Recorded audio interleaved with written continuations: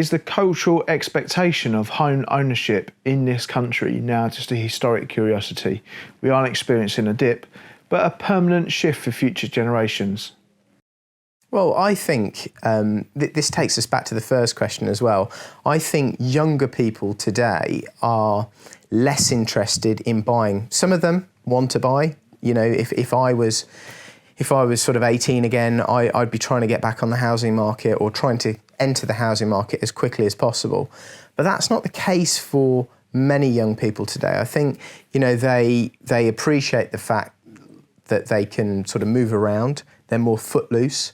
You know, the employment market has changed. There are structural, long-term, probably permanent changes in that, you know, people are in work for less time, they move around, they move between different industries and have several different careers over their lifetime. So they generally move around the country more.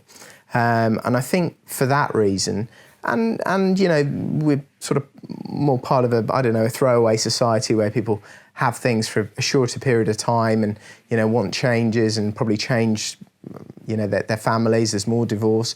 I think people want to move around more and want to rent more, or lots of people do. Clearly there's still, you know, certainly with the middle-aged and older generation, there's certainly still more of a mindset to own your own home. And, you know, they believe that's important. And I believe it's important. You know, that's something that I would want to do. So I don't think the housing crisis is, you know, entirely down to a lack of supply.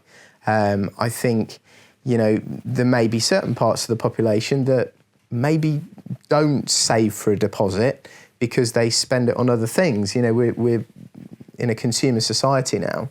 And I think if you look back to maybe, you know, our parents, maybe they were spending less money on other things and maybe they were saving more for that deposit. I don't think a deposit that, you know, that younger people need to save for, or the size of that deposit has necessarily got that much bigger in real terms in lots of areas of the country. Yeah, in the southeast and London, it's gone up a lot. You know, houses are many times incomes, but in lots of areas of the country, that hasn't changed that much in the last sort of 20, 30 years.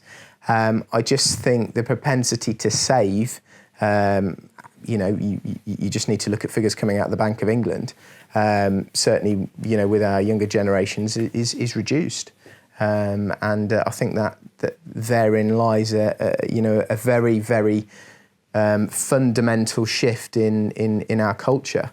You notice, you know, the schemes like Help to Buy that enable people to reduce the size of their deposit in order to get on the housing market, and that's helped a lot. Help to Buy has genuinely helped. There's been quite a few other schemes that have, you know, they look good, but they're all show and no go. Nothing really happens. But I think Help to Buy really has pushed people in.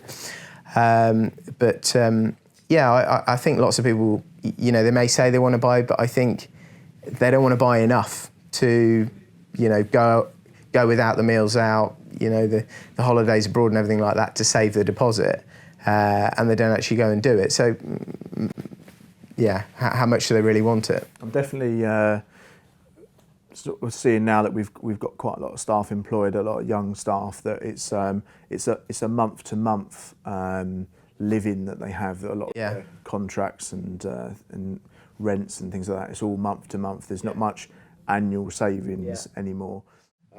It's a much more short-term consumer society that I think we live in. You know, we've got, I don't know, 60, 70 staff in this building, and they are younger. And we've definitely seen a shift, even in the last sort of 12 years since we've been running this business. You know, we offer a pension scheme. And yeah, you know, people are sort of getting more into their 40s, 50s. They're more interested in that. But, you know, the guys in their 20s upstairs, lots of them, they're not really interested in the pension scheme, even though we you know, they get it, and obviously they get the money automatically. But they're not interested in sort of, quite a few of them, supplying more of their salary to top it up, even though there are big tax breaks. And there's a lot more, let's live for sort of now and today, and, well, tomorrow we'll sort that out later. Or the next holiday.